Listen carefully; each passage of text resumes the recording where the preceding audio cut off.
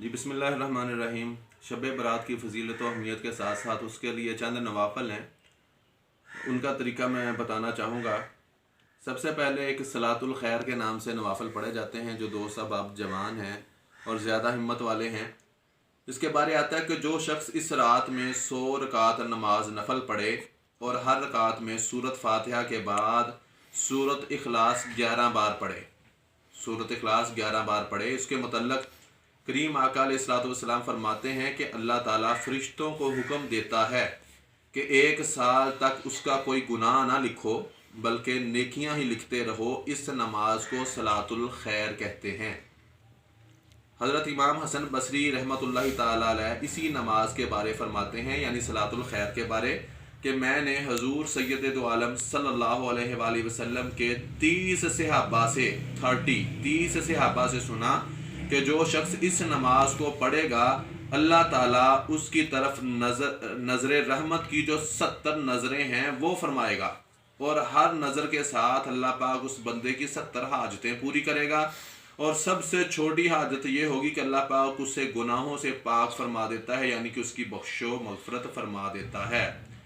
और इसी तरीके और बेशुमार नवाफल की तरतीब है। 15वीं शाबान का रोज़ा हजूर सैयदुल मुरसलीन सल्लल्लाहु अलैहि वसल्लम ने फरमाया कि जिसने 15 शाबान का रोज़ा रखा उसे 2 साल का सवाब मिलेगा, एक गुजरे हुए का और एक आइंदा आने वाले साल के रोज़ों का सवाब मिलेगा। तो इसी तरीके से सलातुत तस्बीह के बारे भी आता है कि इस नमाज का बेइंतहा सवाब है। हजूर सल्लल्लाहु अलैहि वसल्लम ने हज़रत अब्बास रज़ी अल्लाह ताला अन्हु को फरमाया, अल्लाह के नबी अलैहिस्सलाम फरमाते, ए चचा क्या मैं तुमको अता ना करूं, क्या मैं तुमको बख्शिश क्या तरीका ना बताऊं, क्या मैं तुमको ना दूं, मैं तुम्हारे साथ एहसान ना करूं। तो 10 खसलतें हैं, जब तुम वो करो यानी सलात व तस्बीह पढ़ो तो अल्लाह ताला तुम्हारी 10 तरह के गुनाह माफ़ फरमाएगा। नंबर 1 अगले गुनाह, नंबर 2 पिछले गुनाह, नंबर 3 पुराने गुनाह, नंबर 4 नए गुनाह, नंबर 5 जो भूल कर किए हों, नंबर 6 जो कसदन किए हों, नंबर 7 छोटे गुनाह, नंबर 8 बड़े गुनाह, नंबर 9 पोशीदा गुनाह और नंबर 10 ज़ाहरी जो गुनाह हैं उनको। तो फरमाया कि इस रकात की जो तरतीब है इस नमाज की, वो 4 रकतों में आप सलातुत तस्बीह पढ़ेंगे।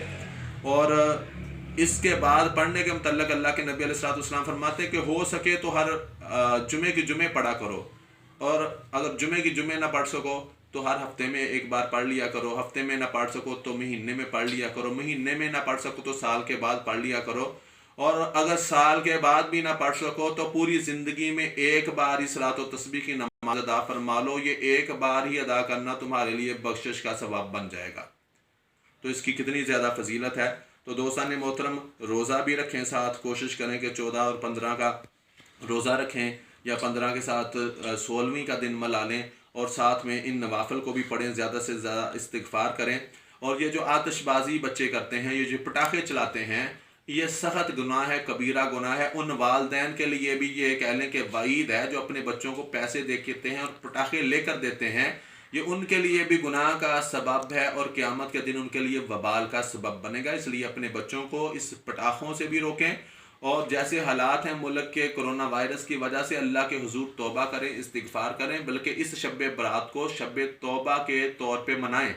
अल्लाह के हुजूर सलातुत तौबा भी पढ़ें, सबसे पहले 2 नफल तौबा के पढ़ें और फिर उसके बाद ये सारे नवाफल अदा करें, और रात को इशा की नमाज भी बाजमात अदा करें, कोशिश करें ताकि आधी रात इबादत करने का सवाब मिले, और फिर सुबह फजर की नमाज भी बाजमात अदा करें ताकि पूरी रात का सवाब मिले। और फिर ये नवाफल पढ़ेंगे, ये इबादत करेंगे तो फिर इनका फ़ायदा पहुँचेगा। अल्लाह पाक मुझे और आपको इन बातों पर अमल करने की तौफीक अता फरमाए। आमीन सुम्मा आमीन।